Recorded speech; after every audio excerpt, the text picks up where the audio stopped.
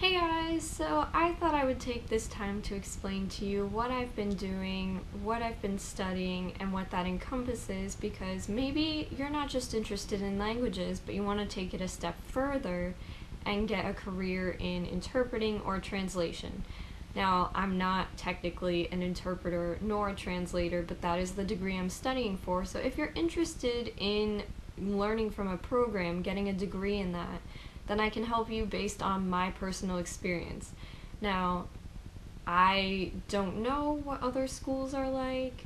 I don't know what other programs are like around the world or anything, but if you're in the United States, I'm in a program. There aren't many, technically, that are both interpreting and translation, but hopefully I can clear up some of your questions you may have, or maybe you're just interested in knowing what I've been up to and why I've been so busy. And maybe why I've seemed a little bit more tired lately than I have in the past couple of years, who knows. But basically, I'm in a master's program right now for interpreting and translation studies, and it's a one-year program, Spanish and English language combination. So it's 1 year, it's accelerated, which means I'm taking double the course load of what a graduate student would normally take. Now, when I got to the school, I actually thought that it was normal to have as many classes as I did just based on undergrad, but no, apparently, so in undergrad you have about, maybe 15 credits a semester, something like that, but anything above close to 20 is pushing it, right? But that's the equivalent of probably 5 classes. My school did things differently. We did not go by credits, but rather units, and each class was a unit, which was 4 credits.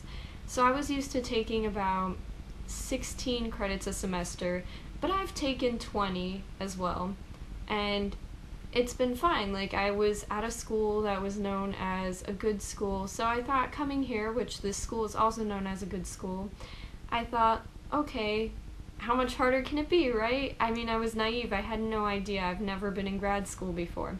I basically jumped right out of college to grad school because I'm the type of person that I wouldn't be able to do well if I took a gap year. I kind of just like to go through things till the end. So I came to this program and I took, about 6 classes last semester. Now, some people would argue that certain classes were not really classes, but I counted anything that we had to go in a classroom and sit there and learn for as a class. I don't know. So, basically, last semester, now I'm still in this program. As you're watching this video, most likely, if you're watching it as I put it out, I'm still going to be in this program.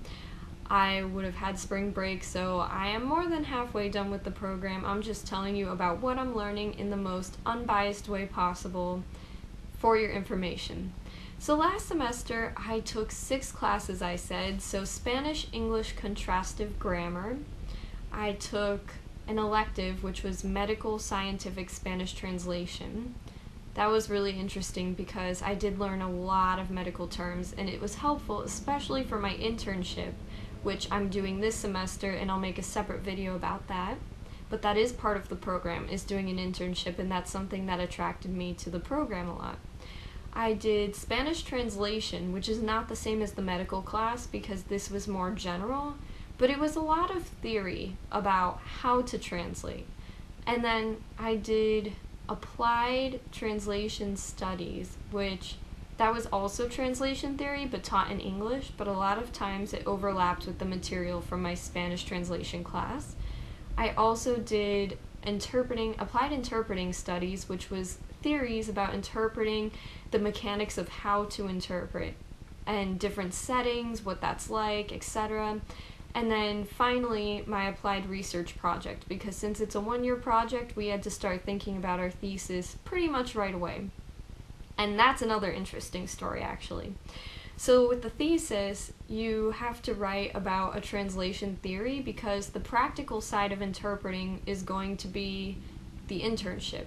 But then the practical side of translation was going to be through this thesis. However, you could do a research paper, and that's what I'm doing because I'm not into theory that much. I'm not really good at that. I realized throughout this program that, you know, if you're really into theory and studying things, this is great, but if you're into the more practical side, maybe, like, you'll have to be patient to get to that side if you're in this program. So, this semester, what I'm doing this semester is, now I have to think, even though it's been, like, 7 weeks now of class, so I'm doing an editing and revising class, which is editing texts that have been translated into English, or just like copy editing in general, so proofreading, looking at grammar, looking at inconsistencies, all of that, because that's another thing you could do in addition to translating and interpreting. I am taking a business financial translation class, which also includes some legal terminology as well, so that's pretty helpful. Sociolinguistics, which I find interesting, being that I do like certain fields of linguistics. Localization, which this one has been interesting. It's a computer class related to translation, but we've also covered kind of talking about how that works in video games, for instance. So making a product available for a client in their language, like in the client's language. So making video games appropriate for a certain target audience, like that's really cool. So that's 4. Of course, my thesis that I'm writing, I have weekly meetings with my professor. My internship, as I said before, I'll talk about that later. And then Spanish-English interpreting, which I actually have my midterm in today. And I'm really nervous about that, but by the time you watch this, that'll be over, and hopefully I'll have good news about that, hopefully.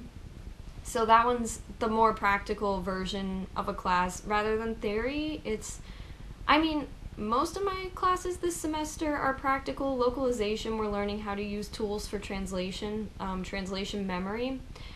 The interpreting class, we've been doing memory exercises, we've been doing some bilateral interpreting, which is when you have, like, for instance, a doctor, a patient, and then you're the interpreter.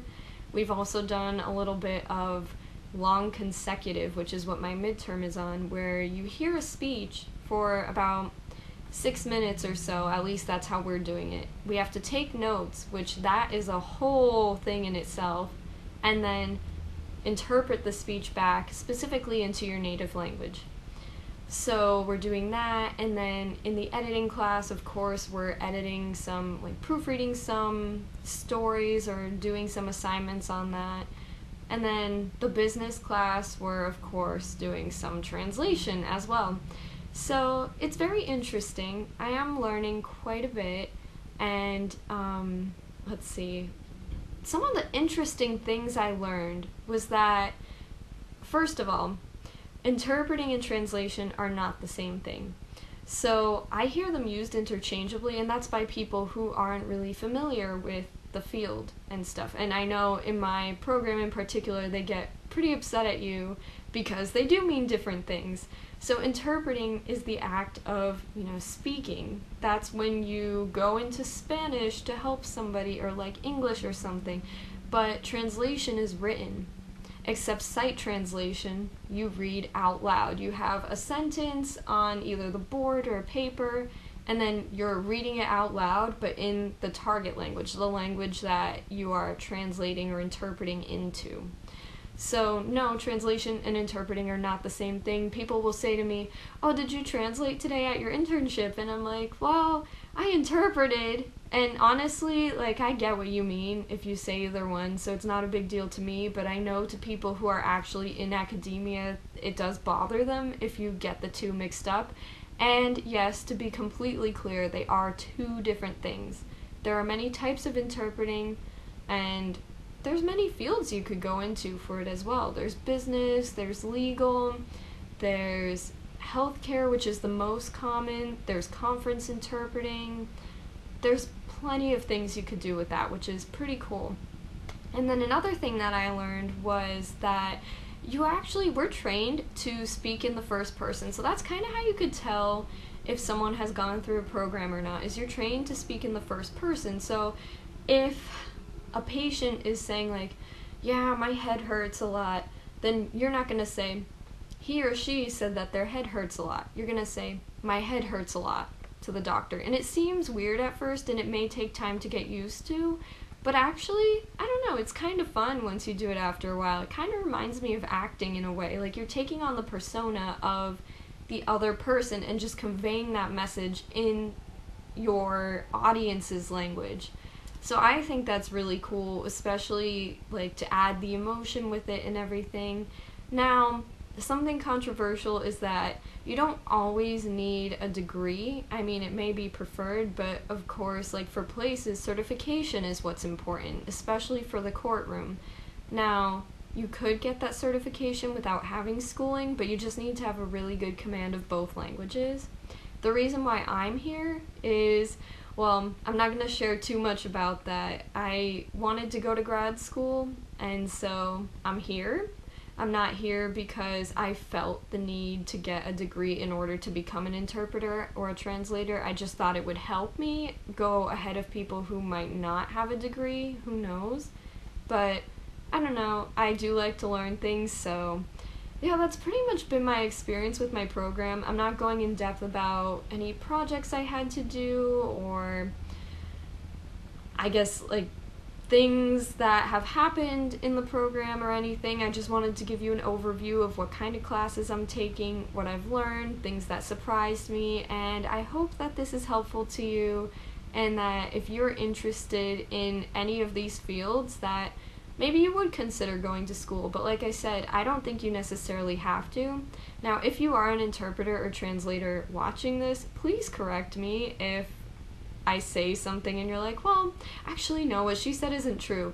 Yeah, please respectfully correct me. And yeah, if you have any more questions about the program or about what I'm learning, or if you want me to do another video on something like this, please let me know.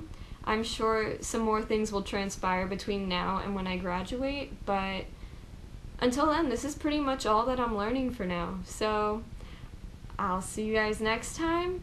And please like this video, share it with anyone who may be interested in it, and don't forget to subscribe so that you could see more things on languages. Oh, by the way, one last thing I wanted to mention, if you've made it this far, is that interpreting and translation are different skills than just being able to speak a language. They're skills that need to be developed, just like teaching too. Like, just because you know a language well doesn't mean you know how to pass on the information effectively. Same thing goes for interpreting and translating. Maybe you know the languages well, but you don't know how to convey things in the other language so easily. And I know that doesn't, like, me saying this doesn't really do it justice, but it is different than what it seems like. So that's it for this video. Oh, wait, no, just kidding. One last thing. Another thing that people are particular about is not only is it interpreting and not translation when you're speaking out loud, but it's interpreting, not interpretation. So I can't say I'm studying interpretation because it's very ambiguous, and interpreting implies that it's like a process, but interpretation is more of the final product. So the interpretation I just gave from Spanish into English was a good one or something like that. But I am interpreting. I'm an interpreting student. So now I'm done. Okay, so please subscribe if you're interested in more language content, and I'll see you guys next time. Bye-bye!